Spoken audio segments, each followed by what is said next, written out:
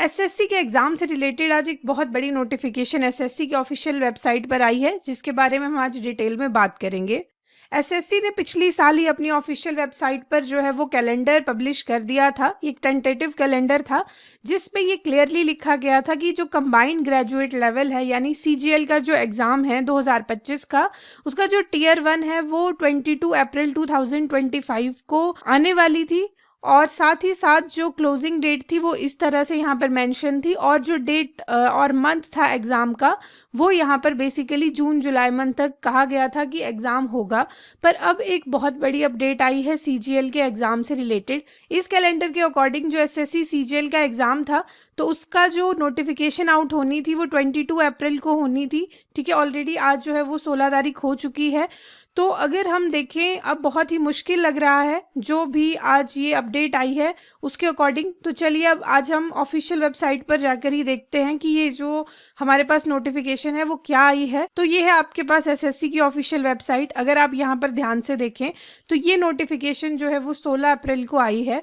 अब इसके बारे में डिटेल में पढ़ते हैं कि यहाँ पर क्या लिखा गया है। यहाँ पर क्लियरली ये इम्पॉर्टेंट नोटिस जो है वो लिखा गया है कि the calendar of examination for the year 2025-2026 is under review.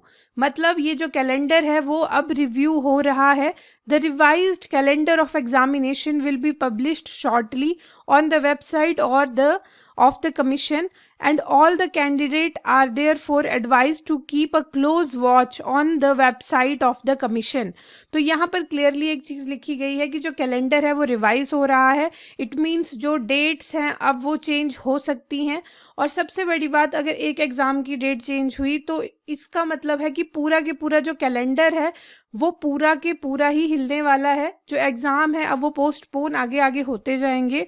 तो अब जो है वो इस बात को लेकर काफ़ी जो है वो एस्पेरेंट्स में चिंता है कि कब ये एग्ज़ाम जो है वो आगे देखने को मिल सकते हैं।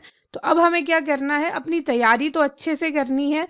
ठीक है, मैंने ऑलरेडी एक वीडियो जो है वो अपलोड की है जिसमें हम 3 मंथ की स्ट्रैटेजी पे बात कर रहे थे, अगर आप बिगिनर हो। पर यहाँ पर डेट्स चेंज हो सकती हैं। तो अब एक ये चीज़ भी है कि जिन एस्पायरेंट्स ने अभी तक तैयारी शुरू नहीं की थी उनके लिए ये पॉजिटिव भी हो सकता है, क्योंकि आपके पास जो है वो टाइम अब बढ़ भी सकता है एग्ज़ाम कंडक्ट होने का। और साथ ही साथ एक और चीज़ जो है वो भी यहाँ पर इस ऑफिशियल साइट पर आज अपडेट की गई है। यहाँ पर क्लियरली लिखा गया है implementation of Aadhaar based biometric authentication in SSC examination.